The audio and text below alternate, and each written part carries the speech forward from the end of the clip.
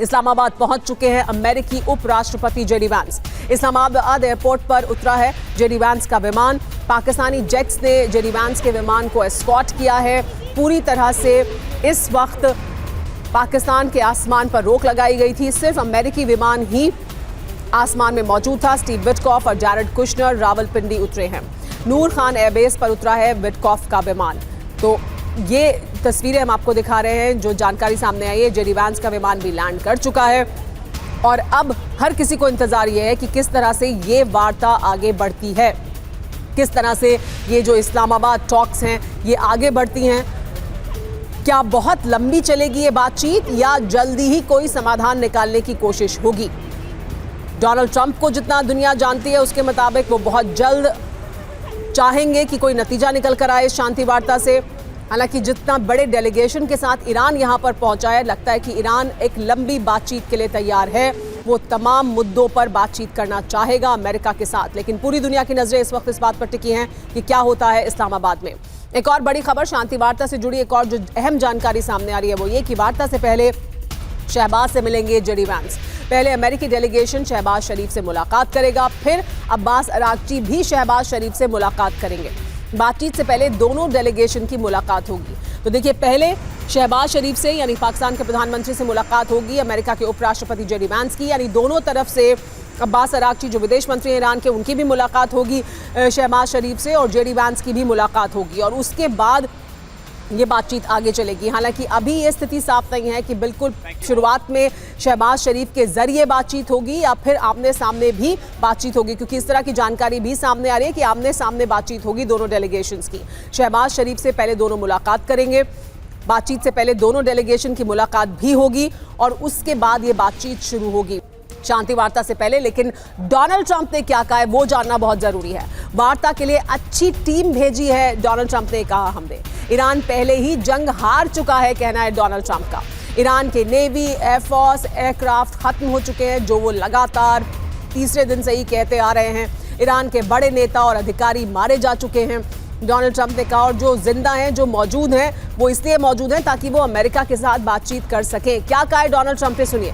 तो आपने सुना डोनाल्ड ट्रंप को, वो कह रहे हैं कि देखिए एक अच्छी टीम हमने भेजी है, जेडी वैंस इस टीम का नेतृत्व कर रहे हैं। क्यों जेडी वैंस को जो कमान दी गई है उसकी अहमियत ज्यादा है, इसकी वजह क्या है पहले समझिए, जो पहले भी मैं जिक्र कर रही थी। पहली वजह यह है कि जेडी वैंस ने खुद ट्रंप के सामने एक प्रस्ताव रखा था कि वो चाहेंगे कि वो लीड करें इस बातचीत को।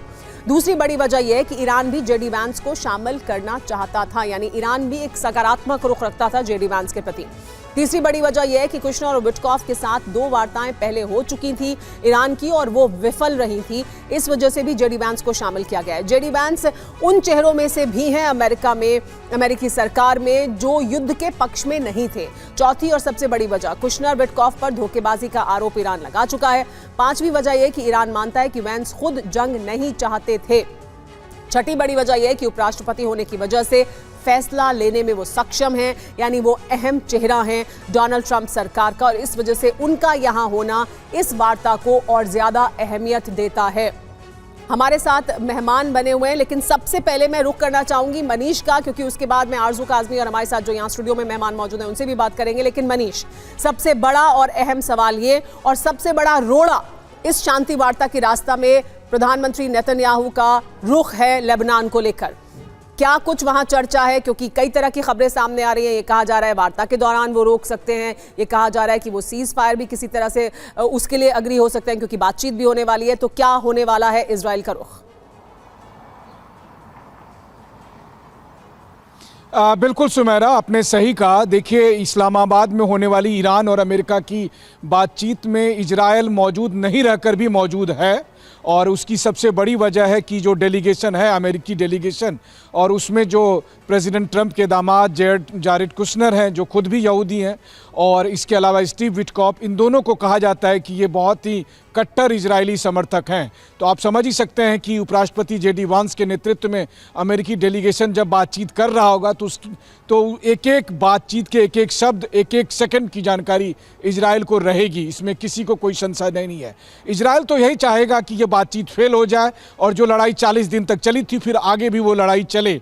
इस वक्त भले ही प्रेसिडेंट ट्रंप के दबाव में ये लड़ाई अभी रुकी हुई है, लेकिन ऐसी स्थिति में इजराइल की तरफ से कोशिश होगी कि जेरेड कुशनर और स्टीव विटकॉफ के माध्यम से लगातार प्रवोक किया जाए। सबसे बड़ी बात है जेडी वेंस, जिसके बारे में आपने भी बताया कि वो उन मागा समर्थकों को रिप्रेजेंट करते हैं जो चाहता है कि अमेरिका लंबी युद्ध में ना फंसे, लेकिन जेडी वेंस के पास इतना समय नहीं है कि वो कई मीटिंग में हिस्सा ले सके। मनीष, लेबनान को लेकर क्या रुख हो है अब नेतन्याहू का और इजराइल का, वो जानना बहुत जरूरी है। बिल्कुल, देखिए ये एक प्री कंडीशन था ईरान की तरफ से, लेकिन अफसोस की बात यह है कि अभी से ठीक 1-1.5 घंटे पहले इजरायली एयरफोर्स की तरफ से लेबनान के कुछ इलाके पर एयर स्ट्राइक की गई है। तो आप समझिए कि जिस वक्त दोनों डेलीगेशन इस्लामाबाद में पहुंच रहे हैं या पहुंच चुके हैं, उस वक्त भी इजराइल की तरफ से स्ट्राइक चल रही है। यानी तो अपना रुख बदलने के लिए जमीन पर कुछ नहीं बदला है, जमीन पर बड़े हमले नहीं हो रहे हैं, बदल नहीं रहा है रुख, यानी अपने रुख को लेकर नेतन्याहू कोई बदलाव नहीं कर रहे हैं। इसका क्या असर होगा डेलीगेशन पर और बातचीत पर, इस पर बात करेंगे। हमारे साथ आरजू काजमी पाकिस्तान से जुड़ी हैं। आरजू, सबसे बड़ी और अहम जानकारी जो अब बताई जा रही है वो ये कि पहले शहबाज शरीफ से दोनों तरफ से नेता मिलेंगे, यानी जेडी वांस भी मुलाकात करेंगे और अब्बास अरागची भी मुलाकात करेंगे। क्या जानकारी आपको मिल रही है? आमने सामने की बातचीत कब होगी? आमने सामने बातचीत होगी या नहीं? किस तरह से बातचीत आगे बढ़ने वाली है? देखिए, अभी तक जो बताया जा रहा है वो तो यही है कि जेडी वेंस और उनकी टीम अभी नहीं पहुंची है और कुछ देर में शायद पहुंच जाएंगे। ईरान का डेलीगेशन कल रात को आ चुका है और उसके लिए जो है पूरी तरीके से तैयारी तो कर दी गई है। साथ ही साथ ईरान ने ये भी कहा है कि जो उन्होंने कंडीशंस रखी थी, यानी जो पहले ही वो भिजवा चुके हैं कंडीशंस डोनाल्ड ट्रंप को, उनके ऊपर ही बात होगी और वो किसी तरीके से भी अपना कोई पॉइंट भी जो है उसको छोड़ देने के लिए तैयार नहीं है। दोनों के बारे में ये भी कहा जा रहा है कि शायद आमने सामने मीटिंग ना हो, किसी किस्म का कोई फोटो सेशन या कुछ नहीं होगा, अलग रूम्स में बैठेंगे, ये भी बताया जा रहा है। लेकिन कहाँ तक ये बात सही है, ये तो जिस वक्त मीटिंग स्टार्ट होगी तभी पता लगेगा। मीडिया के लिए अलग एक जगह पर जो है मीडिया हाउस या मीडिया सेंटर बना दिया गया है, जहाँ पर ईरान का मीडिया भी होगा, अमेरिकन मीडिया भी होगा और पाकिस्तान का मीडिया भी वहाँ पर से ही जो है वो तमाम न्यूज़ आगे फॉरवर्ड करता रहेगा। तो अभी इंतज़ार हो रहा है कि जो पूरी तरीके से अमेरिकन टीम है वो पहुँच जाए और पता लगे कि कौन कौन आया है, उसके बाद ही ये जो डायलॉग्स हैं वो स्टार्ट होंगे। लेकिन पाकिस्तान का काम सिर्फ इतना है कि दोनों को एक जगह पर जो है वो उन्होंने बिठा दिया है या बिठा देंगे और उससे ज्यादा नहीं। और क्या अभी पाकिस्तान के हाथ में नहीं है फैसला, जाहिर सी बात है आरजू, लेकिन क्या अभी कोई एक टाइमलाइन है कि किस वक्त तक उम्मीद की जा रही है कि बातचीत शुरू हो सकती है? देखिए, जैसे ही अमेरिकन डेलीगेशन पूरी तरह से सारे लोग पहुंच जाएंगे, बताया यही जा रहा है कि फौरी तौर पे स्टार्ट हो जाएगा और उसमें हो सकता है 2-3 घंटे और लगें, क्योंकि अभी तक अमेरिकन डेलीगेशन जो है वो कम्प्लीटली यहाँ पर आया नहीं है। जेडी वैंस भी अभी नहीं पहुंचे हैं और जब ये लोग आ जाएंगे उसके बाद कहा तो ये जा रहा है कि फौरी तौर पे शुरू कर दिया जाएगा। तो अब इंतज़ार कर रहे हैं हम लोग भी, लेकिन मुझे इस वक्त लगता है यहाँ पे जैसे इस वक्त 10:30 के करीब टाइम हो रहा है, तो 2-3 घंटे तो लगेंगे इनको, शायद 12, 12:30 या 1 बजे तक आप सोच सकते हैं कि हो सकता है कोई बातचीत की शुरुआत हो। लेकिन पूरी दुनिया की नजरें टिकी हुई हैं कि क्या होने वाला है, क्या रुख होगा। अभी फिलहाल दोनों तरफ से बहुत सख्त रुख अख्तियार किया जा रहा है। क्या यही बातचीत के दौरान रहने वाला है? तो फिर क्या कोई नतीजा नहीं निकलेगा?